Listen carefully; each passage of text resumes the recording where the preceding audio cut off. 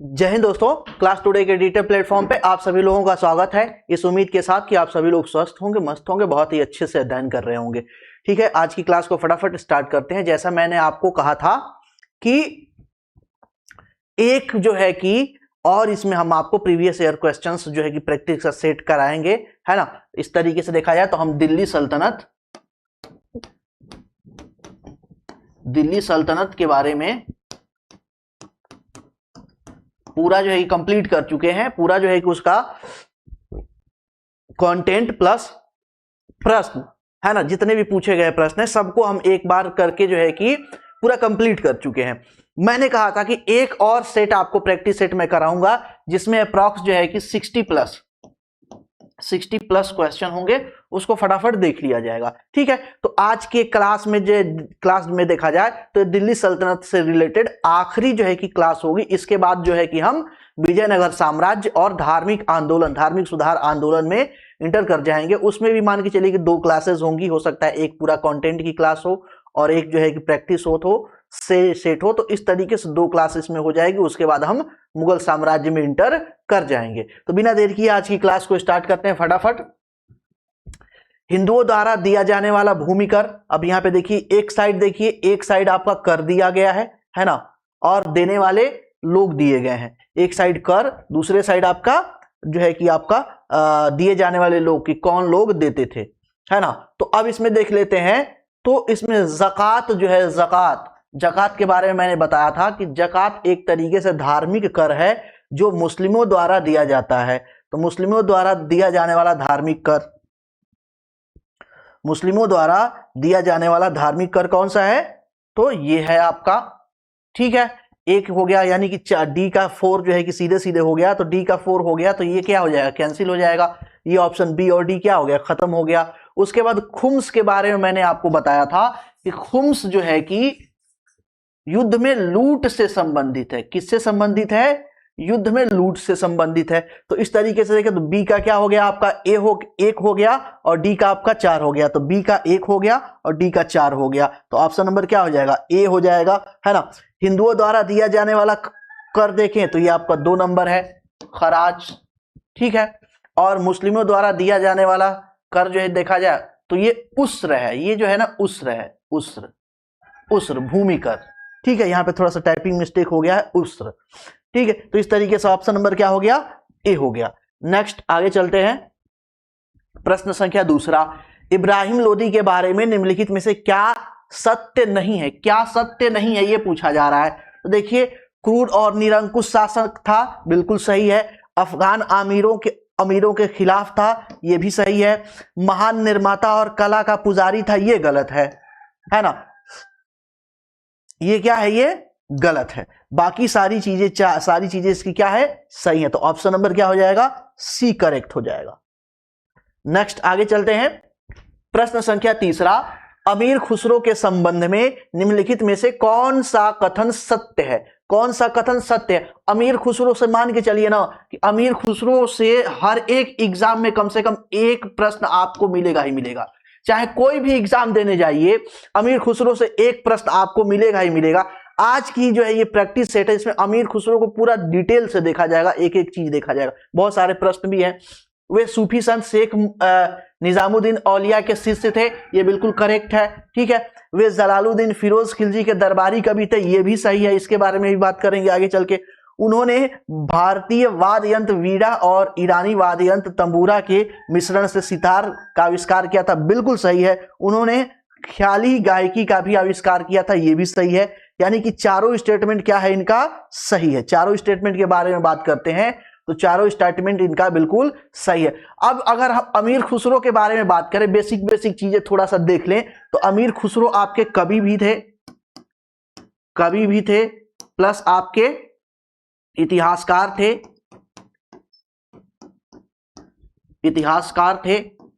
है ना। और इतिहासकार के साथ साथ संगीतज्ञ भी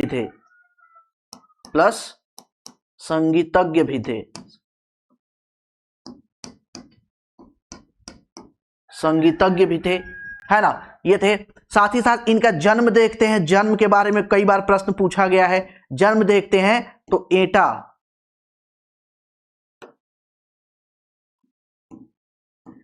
एटा के पटियाला में, पटियाला में इनका जन्म हुआ है। इनको कहा जाता था हिंद का तोता, हिंद का तोता, यानी कि हिंदुस्तान का तोता कहा जाता था। इनको बोला जाता तूतीय हिंद। क्या बोला जाता था? तूती ए हिंद, तूतीय हिंद के नाम से जाना जाता था, तूतीय हिंद के नाम से जाना जाता था। और इन्होंने क्या किया था? खड़ी बोली का विकास किया था। खड़ी बोली का क्या किया था? विकास किया था। आगे भी प्रश्न आएगा इनके बारे में और आगे जानेंगे डिटेल में। दिल्ली सल्तनत के पतन के लिए निम्नलिखित में से कौन से कारण उत्तरदायी हैं? तो दुर्बल प्रशासन, बिल्कुल दुर्बल प्रशासन बिल्कुल उत्तरदायी है। तैमूर का आक्रमण, अधिग्रहण की अस्पष्ट नीति का अभाव, बिल्कुल ये तीसरा सही है, ये पहला सही है। ठीक है। मिश्रित संस्कृति का उदय, ये बिल्कुल गलत है, ये भी क्या है? सही है। तो 1, 2 और 3 सही होना चाहिए। 1, 2 और 3 यानी ऑप्शन नंबर ए क्या है? करेक्ट है। बाकी मिश्रित संस्कृति के उदय से इसका कोई लेना देना नहीं है, क्योंकि यहां तक जो है कि अभी आते आते मिश्रित संस्कृति का उदय बहुत अच्छे पैमाने पे नहीं हुआ था। वो तो हम बाद में सल्तनत काल के लास्ट में देखते हैं कि वहां पे सामंजस्य और मिश्रित कल्चर यानी कि मिक्स कल्चर को एक बढ़ावा दिया जा रहा है, क्योंकि यहाँ पे 2 धर्म विरोधाभासी थे। एक सनातन धर्म था, एक इस्लाम धर्म था। दोनों धर्म क्या था? एक दूसरे के विरोधाभासी थे, दोनों में एक दूसरों का क्या था? विरोध था। तो इसमें जब लोगों को एक ही साथ रहना है तो सामंजस्य बिठाने के लिए मिक्स कल्चर को प्रमोट किया गया सूफी संतों द्वारा। तो सूफी संतों द्वारा जब प्रमोट किया गया तब जाके मिक्स कल्चर आता है। तो ये जो मिक्स कल्चर प्रमोट करने का जो ट्रेडिशन देखा जा, जो परंपरा देखी गई, वो देखी गई है आपके दिल्ली सल्तनत के अंतिम काल से, है ना। तो ये यहां पे देखते हैं, तो ये कुछ खास मतलब नहीं है। अलाउद्दीन खिलजी के आक्रमण के समय देवगिरी का शासक कौन था? ये प्रश्न कई बार पूछा है बीपीएससी में, जो है कि 2005 में पूछा गया है ना। फिर जो है कि 10 में, 11 में कई बार प्रश्न पूछा गया है। तो रामचंद्र देव कौन थे? रामचंद्र देव थे। ऑप्शन नंबर ए, रामचंद्र देव। जब उसने राजत्व प्राप्त किया तो वह शरीयत के नियमों और आदेशों से पूर्णतः स्वतंत्र हो गया। बर्नी यह किसके बारे में कथन कहता है? बर्नी के बारे में पूछा जा रहा है, यह किसके बारे में कथन कहता है? तो बर्नी ये कहता है अलाउद्दीन खिलजी के बारे में। किसके बारे में बोलता है? अलाउद्दीन खिलजी के बारे में। बर्नी के बारे में थोड़ा देख लिया है, तो इसका पूरा नाम जियाउद्दीन बर्नी है। जियाउद्दीन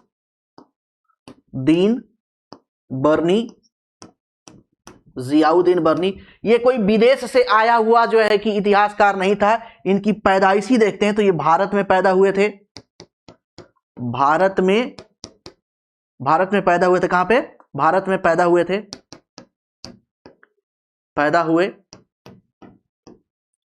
भारत में पैदा हुए। कहां पे? बुलंदशहर में।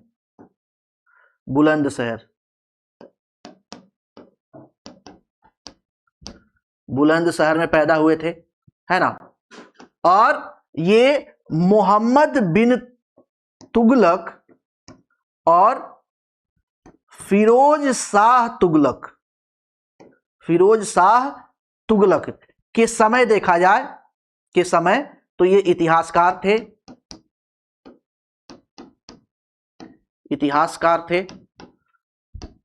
वह सलाहकार थे। इनकी एक पुस्तक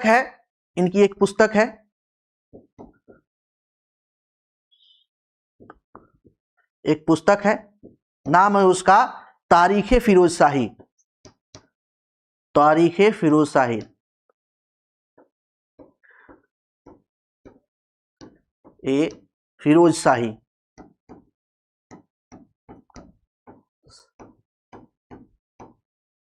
फिरोजशाही। तो ये जो है कि बर्नी के बारे में थोड़ा सा जो है कि ये जानना जरूरी है ना, क्योंकि ये सारी चीजें पूछी जा सकती है कभी भी। जब अमीर खुसरो के बारे में पूछा जा सकता है, इनके बारे में पूछा जा सकता है। चलिए प्रश्न संख्या 7। सल्तनत काल में भू राजस्व का सर्वोत्तम ग्रामीण अधिकारी कौन था? चौधरी। कौन था? चौधरी। ये प्रश्न 2 बार पूछा गया है, ये यूपीएससी में 2004 में और बीपीएससी में 2004 में, दोनों में जो है 2004 में पूछा गया है। तैमूर के आक्रमण के बाद भारत में किस वंश का राज स्थापित हुआ? तो सैयद वंश का। किस वंश का? सैयद वंश का। अब जब तैमूर लंग का आक्रमण हुआ तो तैमूर लंग के आक्रमण के बाद जो है कि सैयद वंश का उदय होता है। यह इसका मुख्य जो है कि एक प्रभाव देखने को मिलता है। ये आपका 1 में, बीपीएससी 1 और 2 दोनों में पूछा गया है। निम्नलिखित में से किस सुल्तान के दरबार में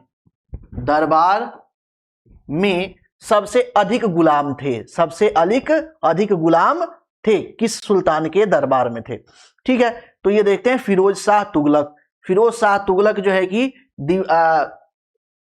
दीवाने बंदगाह करके एक जो है कि ये पूरा जो है कि गुलामों के लिए एक डिपार्टमेंट ही बना देता है, जिसमें लगभग 1,80,000 आपके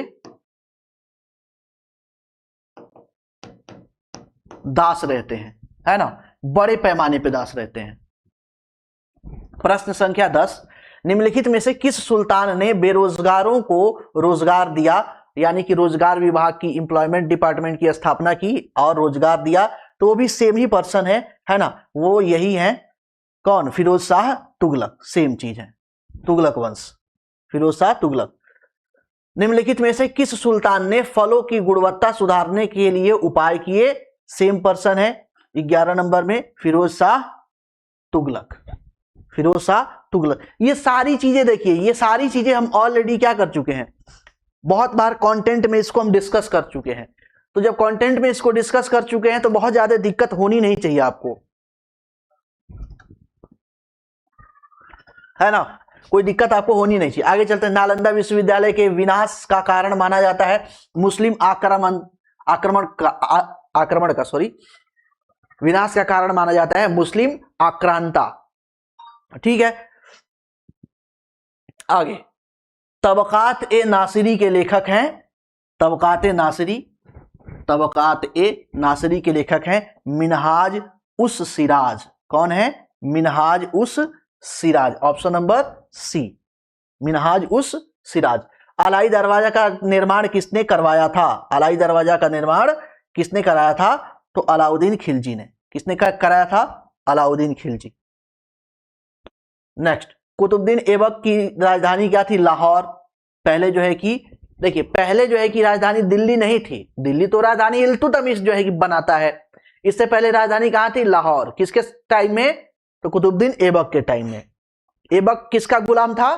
तो गोरी का, मोहम्मद गोरी का जो है गुलाम था। उसने उसे एकता देके, यानी कि जीता हुआ क्षेत्र देके चला गया था। अलाउद्दीन खिलजी के प्रसिद्ध सेनापतियों में से किसकी मंगोलों के विरुद्ध लड़ते हुए मृत्यु हो गई? इसके बारे में भी मैंने प्रॉपर आपको कराया था और आपको बताया था कि मोहम्मद बिन तुगलक क्या नाम है इसका, अलाउद्दीन खिलजी के 4 जो है कि प्रमुख सेनापति थे। कितने सेनापति थे? 4 प्रमुख सेनापति थे। जैसे जाफर खां है ना, नुसरत खां है, अल्प खां है, उलूग खां है। तो देखिए ये जो ऑप्शन है ना, इस देखिए ऑप्शन तो पहले जफर खां सही है, जफर खां क्या है? बिल्कुल सही है। अब इसी ऑप्शन पे एक और प्रश्न आपसे पूछा जा सकता है, सेम ऑप्शन सेम रहेगा, ऑप्शन में कोई बदलाव नहीं होगा, है ना। जो विकल्प है, विकल्प में कोई भी बदलाव नहीं होगा और प्रश्न आपसे पूछ लिया जाएगा, निम्नलिखित में से कौन अलाउद्दीन खिलजी के प्रमुख सेनापति में शामिल नहीं था? तो नहीं था पूछा जा सकता है। तो जब नहीं था पूछेगा तो ये हो जाएगा। अल्प खां से कोई लेना देना नहीं है। मैंने बताया था कि आपके उलूग खां थे और नुसरत खां थे, एक था मलिक काफूर। इसके जगह पे कौन हो जाएगा?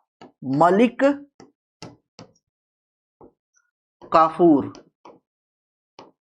मलिक काफूर, है ना। ये दक्षिण भारत का सेनापति था। दक्षिण भारत में जितने भी अभियान किए गए, दक्षिण भारत के अभियान का सेनापति, अभियान का सेनापति, अभियान का सेनापति था। ठीक है ना। और उलुग खा जो है कि सॉरी जफर खां क्या होते हैं, मंगोलों से लड़ते समय इनकी मृत्यु हो जाती है। आगे नेक्स्ट, निम्नलिखित में से कौन भूमि उत्पाद पर लगने वाला करों को इंगित करता है? देखिए भूमि उत्पाद पर कर, भूमि उत्पाद पर लगने वाला कर के बारे में पूछा जाता है। मैं करों के बारे में पूरी डिटेल, जितनी भी दिल्ली सल्तनत में 7-8 कर जो आपके 8-10 जो जितने टैक्स थे, जितने कर थे, सारे करों के बारे में मैंने डिटेल से आपको समझाया हूं जो है कि कंटेंट की क्लास में। तो अब यहां पे इसको फटाफट देख लेते हैं। तो यहां पे है खराज, हुम्स, उस्र, ये उस्र है, ये क्या है उस्र, उम्र नहीं है, ये उस्र है। कहीं कहीं ये टाइपिंग मिस्टेक हो रखा है ना।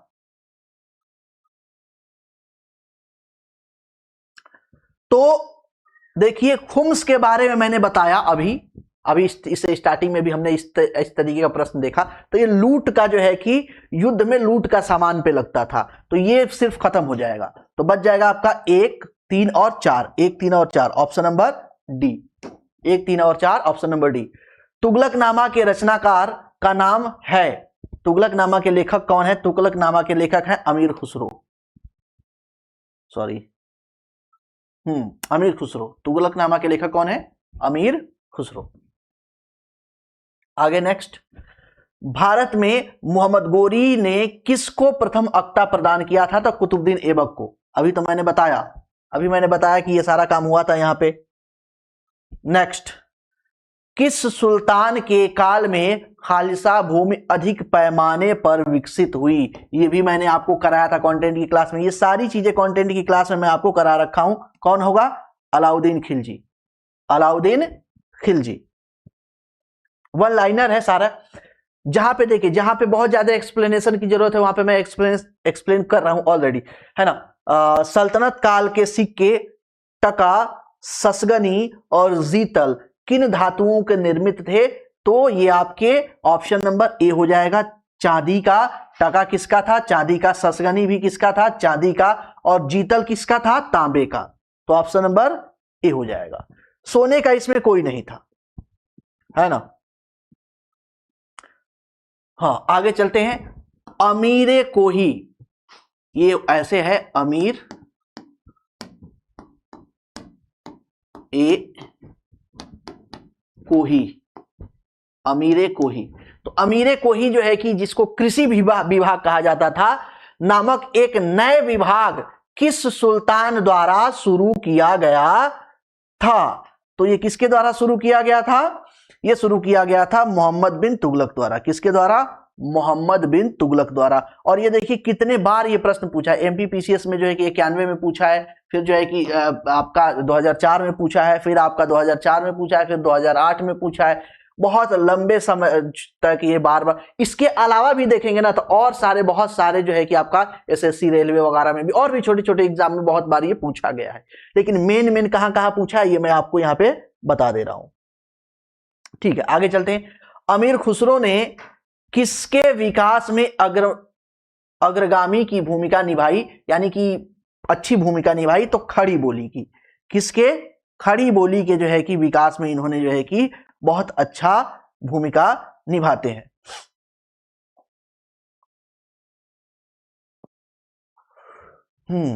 इसके अमीर खुसरो के बारे में एक चीज थोड़ा सा और ध्यान रखिएगा। इनके बारे में जितने क्वेश्चन आएंगे ना वहां पे कुछ ना कुछ अमीर खुसरो के बारे में देखते रहेंगे। अमीर खुसरो आपके हिंदी और फारसी के कवि थे। किसके कवि थे? हिंदी और फारसी के कवि थे।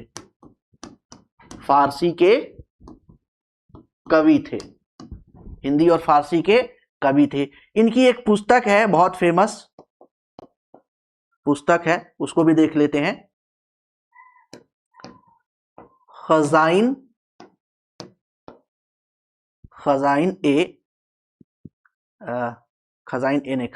उल फतूह,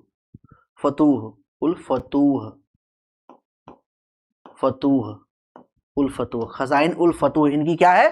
पुस्तक है। ठीक है, ये आपके हिंदी और फारसी के कवि थे, वह विद्वान भी थे।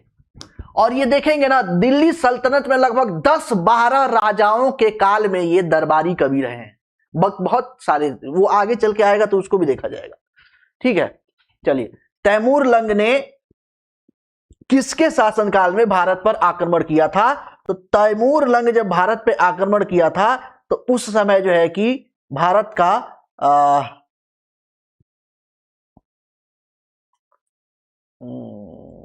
हाँ, जो शासन था वो था आपका नसीरुद्दीन महमूद तुगलक का। किसका था? नसीरुद्दीन महमूद तुगलक का। ठीक है। सल्तनत काल की प्रमुख मुद्राओं का पता निम्नलिखित कूट से कीजिए। ये कुछ नहीं है, प्रमुख मुद्राओं को, ये टाइपिंग मिस्टेक है। मुद्राओं का पता कीजिए। तो यहां पे देखते हैं तो कौन कौन से हैं सल्तनत काल की प्रमुख मुद्राएं। ठीक है, तो हमने टका देखा है ना, जीतल देखा, ससगनी देखा। तो देखो भैया, इसमें टका तो हो जाएगा, जीतल हो जाएगा, 2 और आपका 4, 2 और 4 आपका पक्का हो जाएगा, है ना। इसके अलावा देखेंगे तो 2 और 4 ही होगा, ये नहीं, दाम नहीं होगा, रुपया नहीं होगा, ये आपका 2 और 4 ही होगा। Option number D. Option number क्या हो जाएगा? डी हो जाएगा। अभी हमने देखा है ना, भारत में पोलो खेल का प्रचलन किया किसने? तुर्कों ने। जब तुर्कों का भारत पे आक्रमण हुआ और यहाँ पे तुर्की साम्राज्य की स्थापना हुई तो उनके साथ ही साथ जो है कि यहाँ पे उनका प्रिय खेल जो है कि पोलो भी है ना, या चौगान जिसे बोलते हैं, वो भी यहाँ पे आ गया। और चौगान खेलते हुए भी कुतुबुद्दीन ऐबक की क्या हुई? घोड़े से गिर के मृत्यु हो जाती है। ये सारी चीजें हमने देखा है। ठीक है।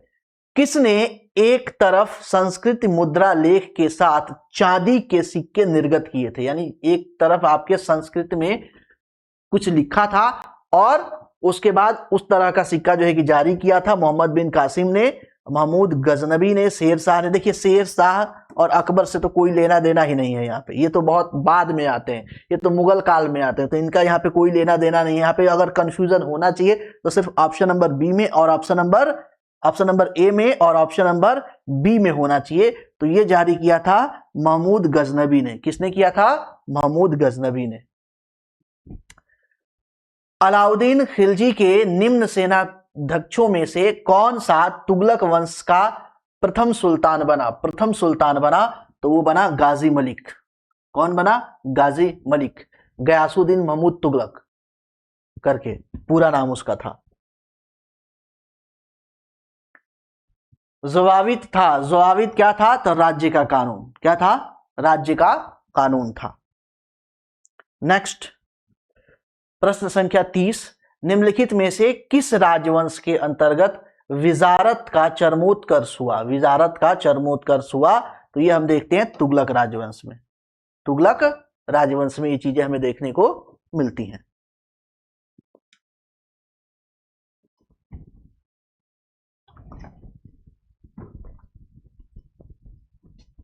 ठीक है, आगे चलते हैं। नेक्स्ट, अलाउद्दीन के दक्षिण अभियान धन प्राप्ति के थे। ये बिल्कुल करेक्ट स्टेटमेंट है। ये क्या है? बिल्कुल सही स्टेटमेंट है। वह दक्षिणी राज्यों को कब्जे में करना चाहता था। दक्षिणी राज्यों को कब्जे में करना चाहता था। तो देखिए, ये चीज गलत है। देखिए, अगर यह सही होगा तो ये गलत होगा, और अगर ये गलत होगा तो ये सही होगा, है ना। तो जब हम कंटेंट की क्लास कराए थे तो वहां पे मैंने बताया था कि अलाउद्दीन खिलजी का जितना भी दक्षिण अभियान हुआ उसका एकमात्र जो है कि पर्पस क्या था? एकमात्र पर्पस था अथाह धन की प्राप्ति, और धन की प्राप्ति के उद्देश्य से दक्षिणी भारत में वो बार बार क्या करता है? आक्रमण करता है। तो ये जो है कि ऑप्शन आपका गलत हो जाएगा। तो यहाँ पे जो ऑप्शन सही होगा वो ऑप्शन नंबर सी सही होगा। ए सही है किंतु आर गलत है। ए सही है किंतु आर गलत है। ठीक है। नेक्स्ट, अब यहाँ पे सूची 1 और सूची 2 दे रखा है। एक में आपको पुस्तक दे रखा है, दूसरे में आपको लेखक दे रखा है। एक में आपका पुस्तक दे रखा है, दूसरे में आपका जो है कि लेखक दे रखा है। अब यहाँ पे जियाउद्दीन बर्नी इधर देखिए, जियाउद्दीन बर्नी है, हसन निजामी है, मिनहाज उल सिराज है, और याहिया बिन अहमद सरहिंदी, ये 4 हैं। इधर देखेंगे तारीख मुबारक शाही, तबकाते नासिर, ताजुल मासिर और तारीख फिरोज शाही तवकात ए अकबरी। तवकात ए अकबरी जो है कि अकबर के काल में, यहाँ पे इसका कोई लेना देना नहीं है, बट ये फालतू का बस जो है कि आपको भ्रम में डालने के लिए, कंफ्यूजन में डालने के लिए ये पांचवा ऑप्शन भी यहाँ पे दे रखा है ना। पांचवा ऑप्शन भी आपको यहाँ पे दे रखा है, सिर्फ यही कारण है और कोई दिक्कत यहाँ पे नहीं है। ठीक है। तो जो जियाउद्दीन बर्नी है, जियाउद्दीन बर्नी की जो पुस्तक है, अभी हमने देखा, आगे मैं पीछे आपको बताया था कि इनकी पुस्तक है तारीख ए फिरोज शाही। कौन सा है? तारीख ए फिरोज शाही। मिनहाज उज सिराज के बारे में भी मैंने बताया था। मिनहाज उज सिराज की पुस्तक है तबकाते नासिरी। अगर ये आज ही का ये जो प्रैक्टिस सेट कराए हैं, पीछे का कंटेंट का क्लास अगर आप पूरा सही से नहीं कर रखे हैं, तब भी अगर आज की ये जो प्रैक्टिस सेट है इसी के पीछे के प्रश्न देखते हैं तो वहां से आपको 2 ऑप्शन मिल जाते हैं, और 2 ऑप्शन जब मिल जाते हैं तो हमारा इसी से जो है कि इसी से क्या हो जाएगा? सही हो जाएगा। ए का क्या होना चाहिए? 4। ए का 4 यानी ऑप्शन नंबर आपका ए क्या हो जाएगा? करेक्ट हो जाएगा। ठीक है। तो ए में जो है कि ए का क्या हो जाएगा? 4 हो जाएगा। बी का आपका 3 हो जाएगा। बी का 3 हो जाएगा, है ना। तो आपके हसन निजामी की जो पुस्तक है ताजुल मासीर, मिनहाज उन सिराज की तबकाते नासिर है, और याहिया बिन अहमद सिरहंदी की पुस्तक है तारीख मुबारक शाही। कौन सी पुस्तक है? तारीख मुबारक शाही। तो इस तरीके से आपका जो है कि ऑप्शन नंबर ए करेक्ट हो गया। नेक्स्ट, तौल की सबसे छोटी इकाई है रत्ती। क्या है? रत्ती। ये सामान्य तौर पे ये अभी भी आपको अभी भी देखो, रत्ती जो है ना, अभी भी सबसे छोटी इकाई के रूप में आपको तौल के सबसे छोटी इकाई के रूप में देखने को मिल सकती है। जैसे आप सुनार वगैरह के दुकान पे जाइए, वहां पे अंगूठी वगैरह या कोई सोने चांदी की सामान लेना है, सोने का सामान लेना, तो वो रत्ती में ही जो है कि आपको माप कर देगा, है ना। तो सोने की दुकान पे ये अभी भी आपके प्रयोग में देखने को मिल जाएगी। कौन? रत्ती। ठीक है। प्रसिद्ध कवि अमीर खुसरो दरबार में रहते थे। प्रसिद्ध कवि अमीर खुसरो दरबार में रहते थे। किसके दरबार में रहते थे? है ना, अलाउद्दीन खिलजी, इल्तुतमिश, मोहम्मद बिन तुगलक और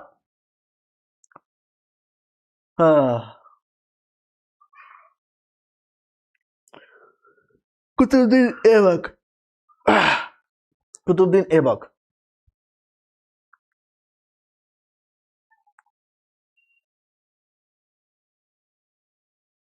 ठीक है। तो ये रहते थे आपके अलाउद्दीन खिलजी के। किसके दरबार में रहते थे? अलाउद्दीन खिलजी। अलाउद्दीन खिलजी के दरबार में रहते थे। अब यहाँ पे देख लेते हैं किसके किसके दरबार में रहते हैं। तो ये रहते हैं नासिरुद्दीन महमूद के दरबार में। नासिरुद्दीन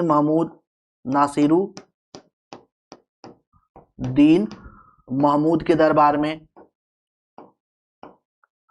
महमूद के दरबार में रहते हैं। ठीक है। उसके बाद बलबन के दरबार में भी रहते हैं, बलबन के दरबार में भी रहते हैं। उसके बाद कैकुबाद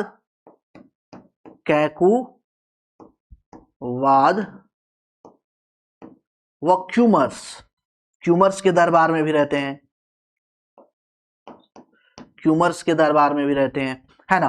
तो अब इस तरीके से देखा जाए तो जो गुलाम वंश के 4 शासक थे, गुलाम वंश के कितने शासक? गुलाम वंश के 4 शासकों के काल में ये जो है कि दरबार में रहे, दरबारी कवि के रूप में रहे, नासिरुद्दीन महमूद, बलबन, कैकुबाद और क्यूमर्स। ठीक है। उसके बाद खिलजी वंश आ जाता है ना। उसके बाद खिलजी वंश आ जाता है। अब यहाँ पे पता नहीं क्यों यहाँ पे इसको ठीक तो है, कोई बात नहीं है। ओके, सही है। खिलजी वंश आ जाता है। तो खिलजी वंश में जलालुद्दीन खिलजी और अलाउद्दीन खिलजी, जलालुद्दीन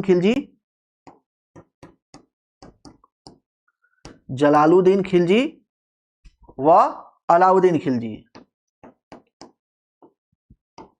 अलाउद्दीन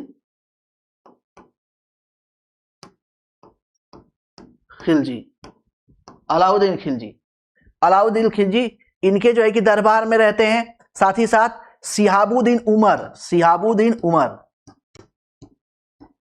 शिहाबुद्दीन उमर, उमर के दरबार में रहते हैं, शिहाबुद्दीन उमर के दरबार में। उसके बाद मुबारक शाह,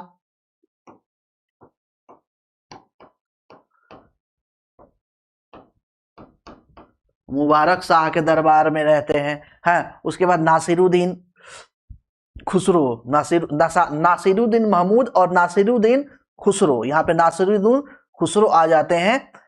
और गयासुद्दीन तुगलक, गयासुद्दीन तुगलक के दरबार तक ये देखने को मिलते हैं। ठीक है, गयासुद्दीन तुगलक के दरबार के लास्ट में ये बीमार वगैरह पड़ के इनका काम खत्म हो जाता है। तो इतने जो है कि ये आपके राजा हैं जिनके दरबार में ये दरबारी कवि के रूप में रहते हैं अमीर खुसरो। तो इस चीज को ध्यान रखिएगा कि जब भी आपको ऑप्शन आएगा ना तो सिर्फ अलाउद्दीन नहीं होगा, अलग अलग हो सकता है।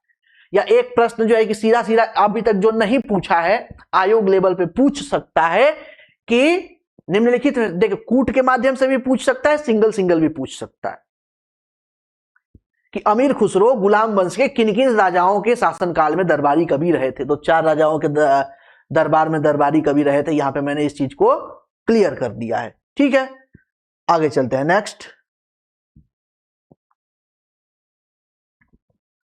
प्रश्न संख्या 35, किसने सल्तनत काल में प्रचलित डाक व्यवस्था का विस्तृत विवरण दिया है? विस्तृत विवरण दिया है, वो देने वाला कौन है? Ibn Battuta. कौन है? Ibn Battuta. इब्न बतूता कहां से आया था? मोरक्को से। कहां से? मोरक्को से आया था। प्रश्न संख्या 36, प्रश्न संख्या 36,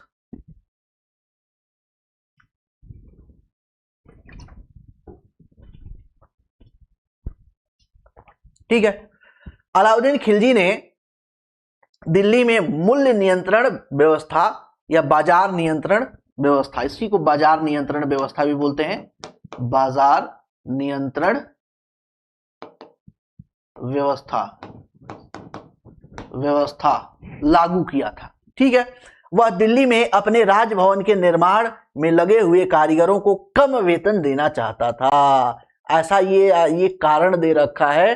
तो ये कारण की अगर हम बात करते हैं तो ये कारण, ये तो वाला तो गलत है, ये वाला क्या है? गलत है, और ये वाला सही है। ये वाला क्या है? सही है। अब ये बहुत ज्यादा प्रश्न पूछा जाता है। देखिए यूपी के लोअर पीसीएस में जो कि 98 में वो पूछा गया है, फिर 2004 में पूछा गया है। एमपी पीसीएस में देखेंगे तो 5 में पूछा गया है, 14 में पूछा गया है। आपका यूपी पीसीएस आपके 92 में पूछा गया है ना। फिर मेंस में देखेंगे तो आपका 2005 में पूछा गया है, 2017 में पूछा गया है। यूपी पीसीएस जीआईसी में 2010 में पूछा गया है।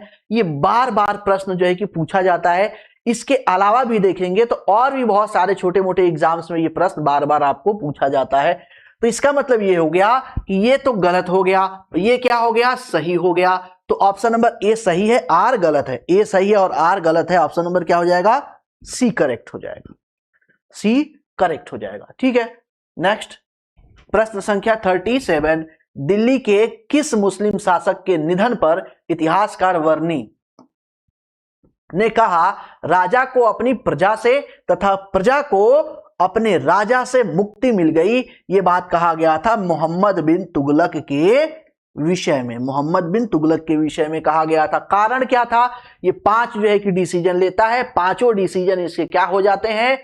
गलत साबित हो जाते हैं। जनता त्रस्त हो जाती है, परेशान हो जाती है, जान माल का बहुत नुकसान होता है, खजाना खाली हो जाता है। एक तरीके से देखा जाए तो जो साम्राज्य है विघटन के कगार पे आ जाता है। तो इस तरीके से जो है कि इसको पगला बादशाह कह दिया गया है ना। और इसीलिए जो है कि इसको बर्नी लिखता है कि राजा को अपनी प्रजा से तथा प्रजा को अपनी राजा से मुक्ति मिल गई। कौन लिखा है? बर्नी लिखा है। दिल्ली के सुल्तान बलबन का पूरा नाम क्या था? तो इसका गयासुद्दीन मोहम्मद बलबन था। गयासुद्दीन इसके आगे लगा हुआ है। ठीक है, आगे कौन सा सुल्तान नया धर्म चलाना चाहता था किंतु उलेमाओं ने विरोध किया? इसके बारे में भी मैं आपको बता रखा हूं, है ना। तो ये है आपके अलाउद्दीन खिलजी। अलाउद्दीन खिलजी कहते थे कि देखो भैया, धर्म और राज का कोई लेना देना नहीं है, एक दूसरे के विषय में हस्तक्षेप नहीं करना चाहिए। और इसीलिए इन्होंने क्या किया कि उलेमाओं से तंग आके नए धर्म चलाने के लिए इन्होंने कोशिश किया, लेकिन उलेमा ने जो है कि बहुत घोर विरोध किया, जिसके कारण ये बैकफुट पे चले गए और नए धर्म नहीं चला पाए थे। हालांकि अकबर जो है कि नया धर्म चला लिया था, जिल्ने इलाही, है ना, सॉरी, नया दिन चलाया था, उसका नाम क्या था अकबर का, सॉरी, जिल्ने इलाही नहीं था। दिल्ली के कौन सा ऐतिहासिक स्मारक भारत तथा फारसी वास्तुकला शैली का उदाहरण है? जब कंटेंट की क्लास मैंने कराया था तो वहां पर मैंने बताया था कि फारस जो है कि शैली और भारतीय जो है कि स्थापत्य शैली दोनों मिक्स होके एक स्मारक में देखने को मिलती है, वो है हुमायूं का मकबरा। कौन सा है? हुमायूं का मकबरा में ये चीज हमें देखने को मिलता है। नेक्स्ट, दिल्ली का सुल्तान जो दान दक्षिणा के बारे में काफी ध्यान रखता था और इसके लिए एक नया विभाग दीवाने खैरात दान विभाग की स्थापना की थी, वह कौन था? इल्तुतमिश था, गयासुद्दीन शाह था, फिरोज शाह तुगलक था? तो वो साहब थे फिरोज शाह तुगलक। कौन थे? फिरोज शाह तुगलक। ये सारा काम इन्होंने ही किया था, फिरोज शाह तुगलक ने। निम्नलिखित में से किस संगीत वाद को हिंदू मुस्लिम गानवादों का सबसे श्रेष्ठ मिश्रण माना जाता है? ठीक है, तो ये है आपका सितार। कौन है? सितार। आविष्कारक कौन है? अमीर खुसरो। आविष्कारक कौन है? अमीर खुसरो। ठीक है। नई फारसी काव्य शैली या सबक ए हिंदी अथवा हिंदुस्तानी शैली के जन्मदाता कौन है? अमीर खुसरो। कौन है? अमीर खुसरो। अमीर खुसरो। नेक्स्ट, प्रश्न संख्या 44। अनुकूल परिस्थितियां मौजूद होने के बावजूद गुलाम वंश के शासक भारत में अपने साम्राज्य का विस्तार नहीं कर पाए, इसका मुख्य कारण था? क्या कारण था? आरंभ में उनकी सैन्य शक्ति कमजोर थी, ऐसा कुछ भी नहीं था।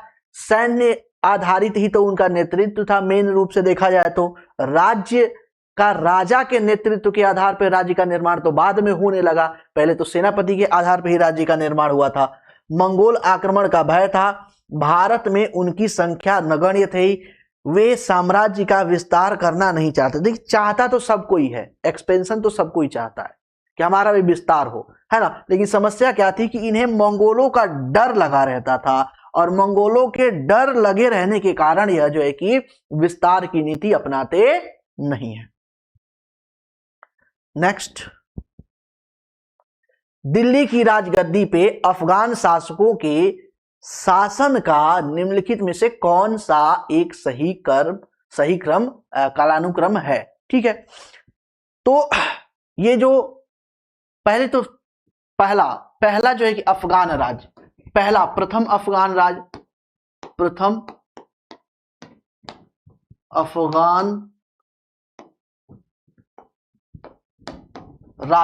कौन सा था? तो लोदी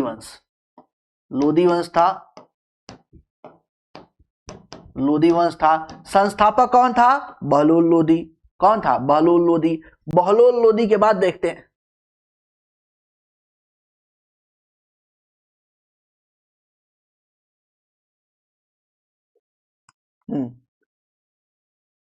ठीक है, बहलोल लोदी के बाद देखते हैं सिकंदर शाह आता है। सिकंदर शाह के बाद जो है कि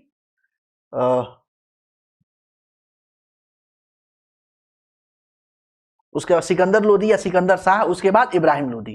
तो ऑप्शन नंबर सी करेक्ट है। ऑप्शन नंबर क्या है? सी करेक्ट है। नेक्स्ट, दिल्ली सल्तनत के तुगलक राजवंश का अंतिम शासक कौन था? तुगलक राजवंश का अंतिम शासक कौन था? तो वो था नसीरुद्दीन महमूद। कौन था? नसीरुद्दीन महमूद था, 46 का नसीरुद्दीन महमूद। ठीक है। नेक्स्ट, मध्यकालीन भारतीय राजाओं के संदर्भ में निम्न में से कौन सा कथन सही है?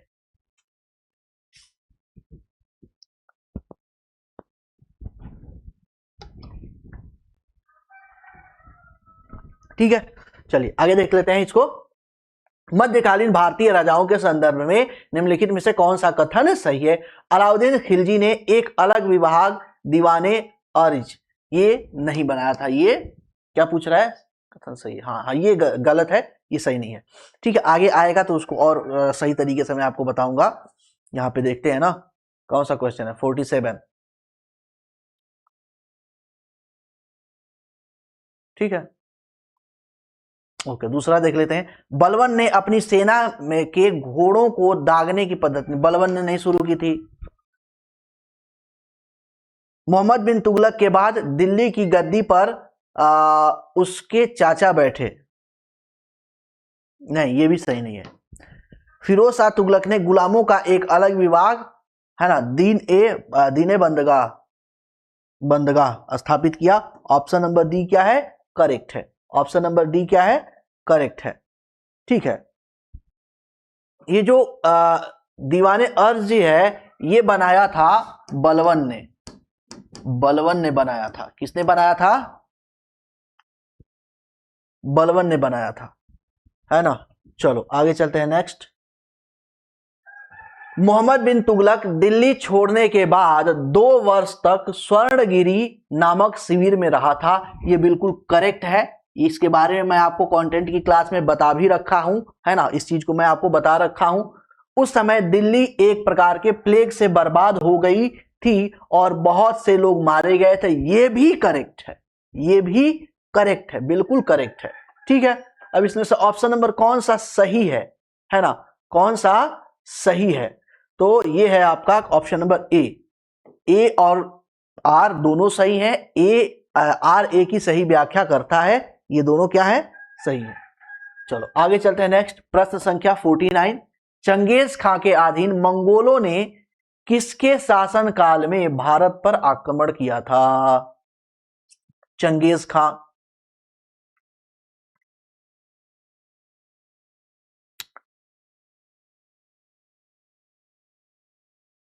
ओके, चंगेज खां मंगोलों के मंगोलों ने किसके शासनकाल में भारत पर आक्रमण किया था? तो ये शख्स हैं आपके इल्तुतमिश। इल्तुतमिश, है ना। चंगेज खां क्या करता है? चंगेज खां ख्वारिज्म के शासक जियाउद्दीन मांगबरनी ख्वारिज्म पे अटैक करता है और ख्वारिज्म पे अटैक करके पूरा वहां पे तहस नहस कर देता है। पूरा तहस नहस कर देता है तो जो ख्वारिज्म का राजकुमार है जियाउद्दीन मांगबरनी, वो भाग कर आता है इल्तुतमिश के पास और इल्तुतमिश से कहता है कि आप हमें क्या कीजिए, अपने शरण में लीजिए, शरणागत रखिए और हमारी क्या कीजिए, रक्षा कीजिए। इल्तुतमिश पूछता है कि भैया मार कौन रहा है? बताता है कि चंगेज खां। भाग जाओ यहां से, निकलो, कोई यहां पे रुकने की जरूरत नहीं। तुरंत क्या करता है? भगा देता है। और इस तरीके से इल्तुतमिश जो है कि भारत को चंगेज खां के क्रूर आक्रमण से बचा लेता है। तो पॉलिटिकल एसाइलम, है ना, दिया जाता है। जैसे आज के टाइम में देखा जाए बांग्लादेश की स्थिति बहुत क्या थी, बीच में 2 साल से लगभग खराब थी और उनकी जो क्या नाम है, जो प्रधानमंत्री थी शेख हसीना, हाँ शेख हसीना जी थी, वो वहां से भाग के आती हैं भारत में शरण ले लेती हैं और अभी भी जो है कि माना जाता है कि भारत में है। बांग्लादेश बार बार मांगता रहता है। तो अगर कोई कमजोर पर्सन हो, है ना, कमजोर हो जिसको हम टेकल कर सकते हैं, तो अगर इस समय अगर हम पॉलिटिकल एसाइलम यानी कि राजनीतिक शरण दे सकते हैं तो हम दे सकते हैं। जैसे दलाई लामा है, दलाई लामा को भी भारत ने क्या कर रखा है? शरण दे रखा है। इसी तरीके से उस समय जो है कि जियाउद्दीन मांगबरनी भारत में शरण के लिए आए थे, लेकिन इल्तुतमिश चालाक आदमी था। चंगेज खां के डर से उसने जो है कि उन्हें शरण नहीं दिया, भगा दिया था। ठीक है, इस चीज को याद है। हालांकि भारत की यह स्थिति रही है, यह नीति रही है कि शरणागत को कभी भी छोड़ता नहीं है ना। ये हमारे जो है कि कल्चर में रहा है, लेकिन कुछ ऐसे अपवाद भी देखने को मिले हैं जैसे इल्तुतमिश के समय। प्रश्न संख्या 50। निम्नलिखित युग्मों में से कौन सा सही सुमेलित है? कौन सा सही सुमेलित है? ठीक है, ये जो तुगलक है यहां पे फिरोज शाह तुगलक होना चाहिए। फिरोज शाह तुगलक, फिरोज शाह तुगलक। तब ऑप्शन नंबर ए सही हो जाएगा, दीवाने बंदगाह फिरोज शाह तुगलक, ये ऑप्शन नंबर सही है। बाकी सारी चीजें जो है ना, बाकी सारी चीजें सही नहीं है। अब ये देखिए, ये जो दीवाने अर्ज है, दीवाने अर्ज के जो है कि संस्थापक कौन है, बनाने वाला कौन है, बलबन है, ठीक है। और उसके बाद देखते हैं कि जो आपका दीवाने मुख्तखराज, दीवाने मुख्तखराज, ये बनाने वाले हैं अलाउद्दीन खिलजी। ये कौन है बनाने वाले, अलाउद्दीन खिलजी। और ये मोहम्मद बिन तुगलक है, मोहम्मद बिन तुगलक, मोहम्मद बिन तुगलक, ठीक है। दीवाने कोहली, मोहम्मद बिन तुगलक। तो ये उल्टा सीधा दे रखा है, बाकी चीजें जो है एक नंबर क्या है, सुमेलित है। प्रश्न संख्या 51, सल्तनत काल में फाजिल का अर्थ होता था, फाजिल, फाजिल का अर्थ था।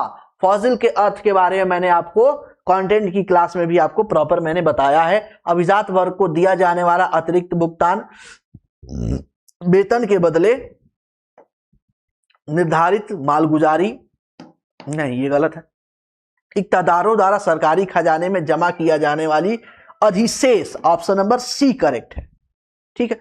फाजिल, फाजिल का मतलब होता है जो सरप्लस है, बचा हुआ है, हमारे यूज से एक्सेस बच गया है, वो सरकारी खजाने में जमा करा दिया जाता था इक्तादारों द्वारा।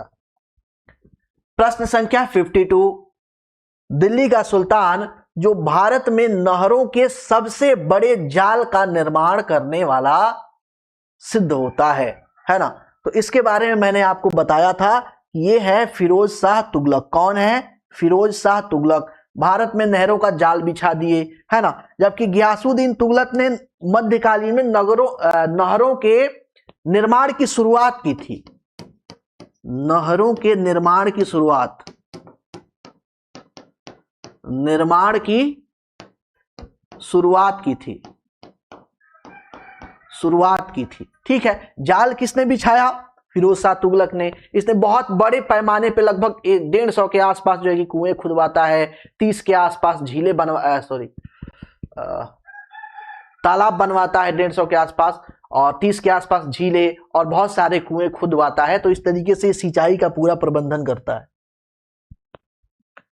प्रश्न संख्या 53, प्रारंभ में भारत में तुर्की प्रशासन सैन्य प्रधान था, बिल्कुल करेक्ट है। अग्रणीय सैनिक नायकों के बीच देश को एकता के रूप में खंड विभाजित कर दिया गया, खंड विभाजित कर दिया गया मतलब बांटा गया, कहने का मतलब यह है ना, कहने का मतलब यह है।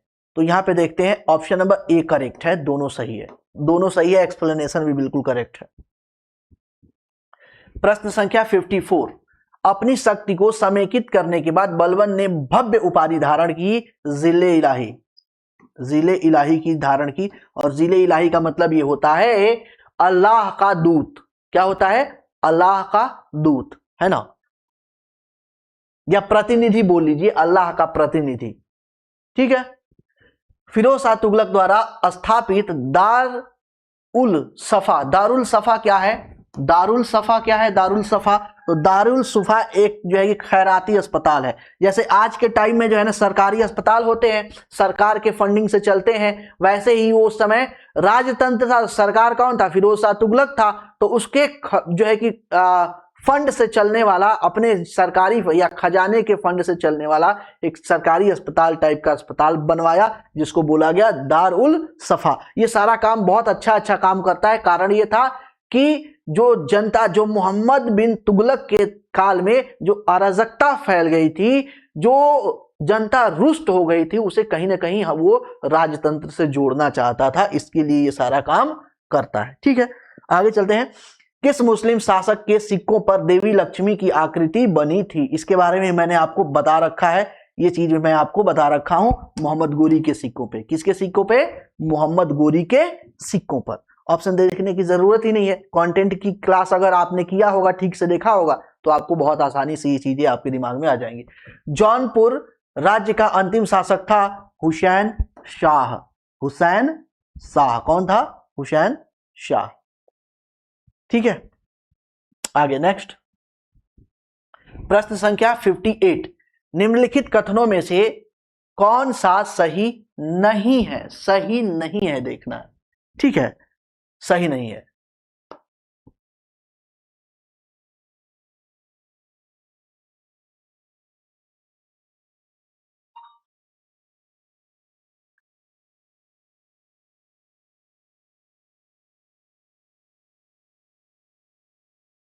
ठीक है, अलबरूनी के सूफी मत के ईश्वरीय प्रेम की पहचान भागवत गीता के समानांतर परिच्छेदों के स्वाविलोपन के रूप में की गई। ये भी क्या है, सही है।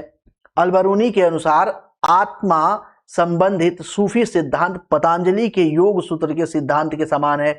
ये भी सही है। सूफी मत पर हठ योग के अमृत कुंड का अस्थाई प्रभाव पाया जाता है। ये भी सही है। गलत क्या है, डी। ऑप्शन नंबर यहाँ पे डी क्या होगा, करेक्ट होगा, डी करेक्ट होगा। सीडीएस में प्रश्न पूछा गया बहुत खतरनाक लेवल का। चलो आगे 59, दिल्ली के किस सुल्तान ने ब्राह्मणों पर भी जजिया कर लगाया, जजिया कर लगाया था, जजिया कर, ठीक है, तो वो कौन था ब्राह्मणों पर जजिया कर लगाने वाला? फिरोज शाह तुगलक। कौन था? फिरोज शाह तुगलक, फिरोज शाह तुगलक।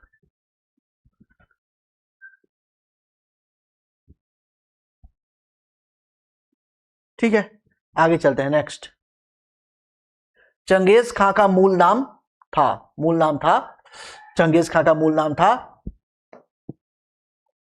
तेमुचीन। इसका मूल नाम था, क्या था? तेमुचीन, तेमुचीन, या कहीं कहीं इसका नाम देखने को मिलेगा तेमुजीन, तेमुजीन, तेमुजीन। नेक्स्ट 61 प्रश्न संख्या 61।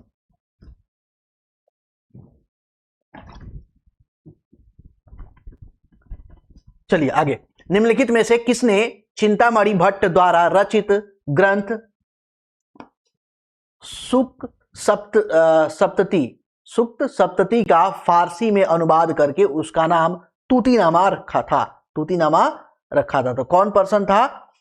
वो थे आपके ख्वाजा जियाउद्दीन नक्कशवी, डी। नेक्स्ट, निम्नलिखित में से किस राजवंश के शासन काल में तैमूर या तैमूरलंग ने 1398 ईस्वी में भारत पर आक्रमण किया था? 62 तुगलक वंश के। किसके वंश के? तुगलक वंश। दिल्ली सल्तनत के दौरान मुकद्दम या चौधरी पद का इस्तेमाल किसके लिए किया जाता था? ग्राम प्रधान के लिए। किसके लिए किया जाता था? ग्राम प्रधान के लिए। 63 का सी, बिहार में पूछा गया है ये। मंगोल शासक चंगेज खां की मृत्यु कब हुई है? 1227 में। कब हुई है? 1227 ईस्वी में। नेक्स्ट, और शायद ये लास्ट होगा आज के प्रैक्टिस सेशन का, लास्ट जो है कि प्रश्न होगा, खरीदादार कौन था? खरीदादार कौन था? फरमानों को भेजने वाला अधिकारी, शाही महल का प्रधान संरक्षक नहीं, परगना का प्रमुख अफसर नहीं, अधिकारी जो हिसाब किताब नहीं, फरमानों को भेजने वाला अधिकारी को बोला जाता था खरीदादार। क्या बोला जाता था? खरीदादार। ये यूपीपीसी 2022 में 22 में पूछा गया। ठीक है, तो इस तरीके से दिल्ली सल्तनत का हम लोग क्या करते हैं, कंप्लीट रूप से पूरा समापन करते हैं। कंटेंट भी हमने देखा, साथ ही साथ हमने जितने क्वेश्चन भी आए हैं उसका भी प्रैक्टिस हमने किया। अब नेक्स्ट क्लास से हम देखेंगे विजयनगर साम्राज्य और धार्मिक सूफी आंदोलन, भक्ति आंदोलन और सूफी आंदोलन साथ में, यानी कि एक ही जो है कि अब वो क्या बोलते हैं कि पीपीटी में उसको रखूंगा। अब देखिए 2 क्लास हो 3 क्लास हो जो भी हो, ठीक है। तो आज के क्लास में इतना ही, मिलते हैं आपसे नेक्स्ट क्लास में। आज के लिए धन्यवाद।